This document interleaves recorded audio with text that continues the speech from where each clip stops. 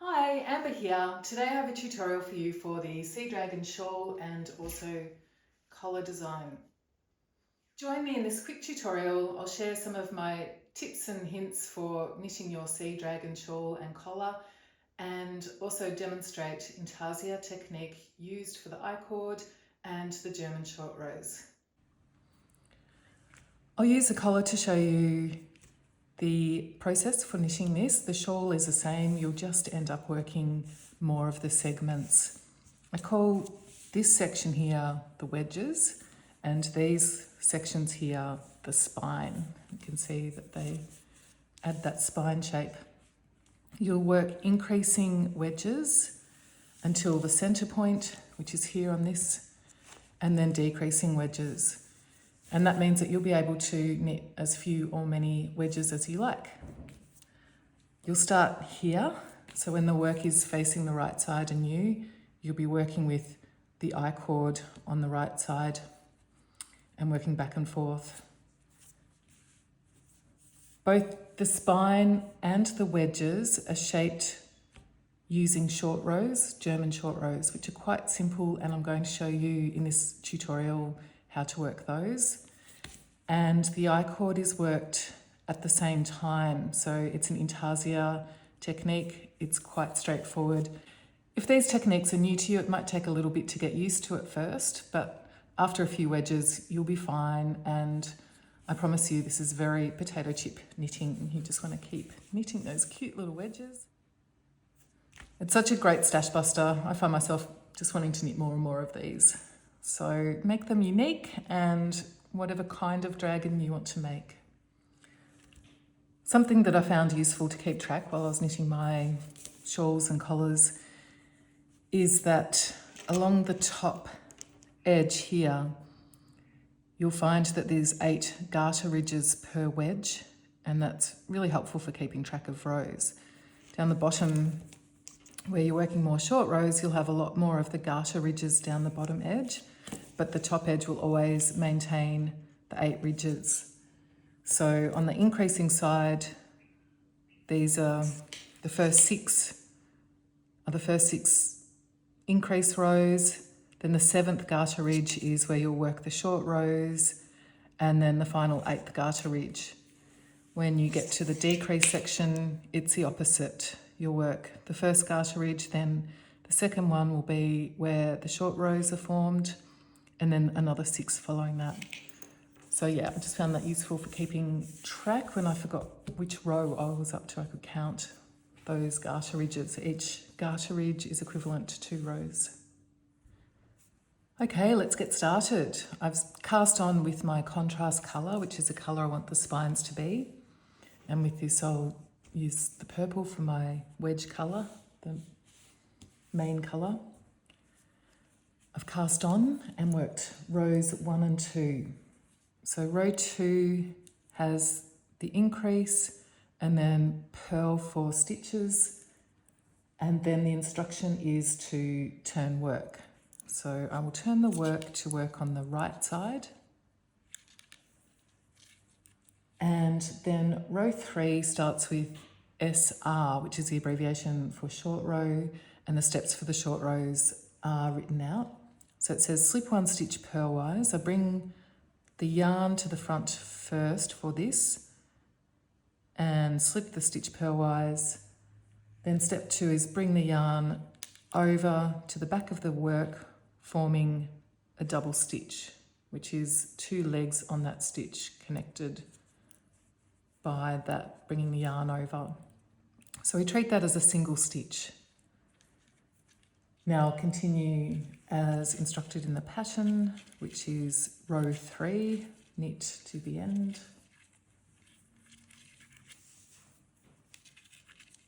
Bind off 2 stitches.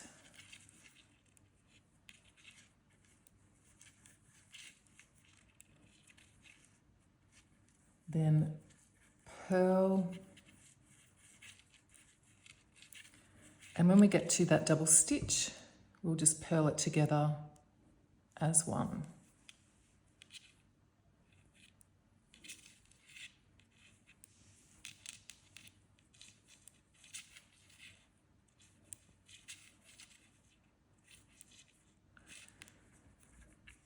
The last 3 stitches are slipped with yarn in front. So yarn in front means the front of the work facing me, even though this is the wrong side of the work. It's a little bit confusing. So slip the 3 stitches purlwise, and we've done our first little spine. Now we're going to incorporate the second colour and start working the Intarsia I-cord along the top edge there. To do that, again following the instructions, knit 3, so you're bringing that yarn back across those slip stitches, which will form that lovely round I-cord edge by knitting it in a stockinette. So knit those 3 stitches and then continue in pattern. This is the first time you add in the colour. It can be a little bit fiddly to keep it in place, but what I do is bring the colour I'm about to work under the colour I have worked, and I'll just hold it in place with my fingers there until I've knit a couple of rows to secure that in place properly. But you can see I have captured the yarn previously worked with that new yarn, so that will hold it in place. I'll show you it again when I'm not securing that original yarn.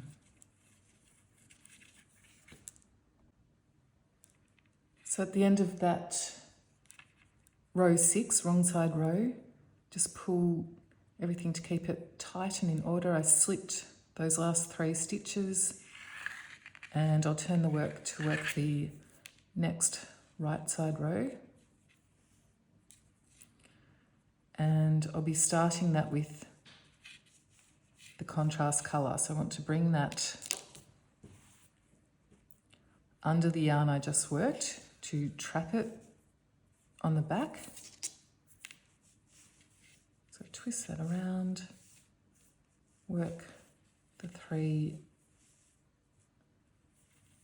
I-cord stitches, and then I want to bring the next yarn up under the yarn just worked so that it traps it on the back, keeping it nice and neat. And I'm a few more rows in now and towards the end of this wrong side row.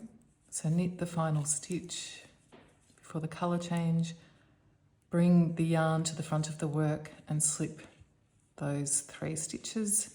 I like to just give things a little tighten up at this point. Turn the work to start the next side and bring that yarn under the yarn I just worked, and you'll see that that's being held in place by twisting it in this way.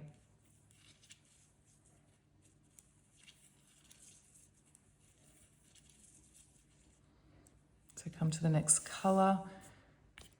Can get a little twisty here, so I tend to bring the yarn, the I-cord yarn, over the top of the yarn I'm about to work and start working that. Otherwise they can get a bit tangled up, which is fine. You're just doing a little bit of a juggle here, but especially when you're first getting used to the Intarsia technique, it can be good to just have a flat surface to work on while you're juggling. Okay, so now I'm on row 18, the wrong side, and it's time for another short row. So the instruction is to knit the last 7 stitches and turn the work. This time the yarn is already facing me because I didn't work a purl stitch beforehand, so it's slightly easier. So I slip that stitch over as we did before and then bring the yarn over the front and create the double stitch and continue to work in the pattern. When I come back across that stitch later, I will knit the double stitch as a single stitch and continue as instructed in the pattern. Knit 3 and place a marker In this first wedge, there are only 4 stitches after the marker, so it's only a single repeat. Once you get further into the wedges, you'll find that you repeat the short row steps more often as there's more stitches on the needles. So in this first case, you'll knit the 4 and just squeeze in one more short row. So knit the marker, remove the marker, turn the work, short row, double stitch, and knit to the end.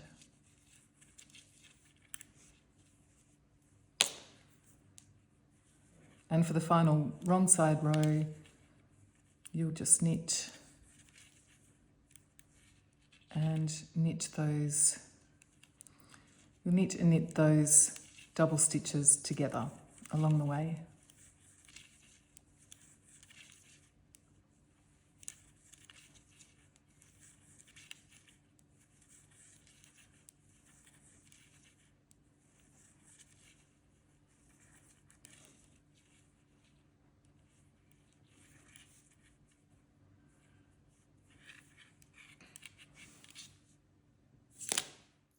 Thanks for joining me. I hope you enjoyed this tutorial. I'll share links for the pattern below and also to subscribe to my newsletter. I have some special offers for my new subscribers, so be sure to check those out.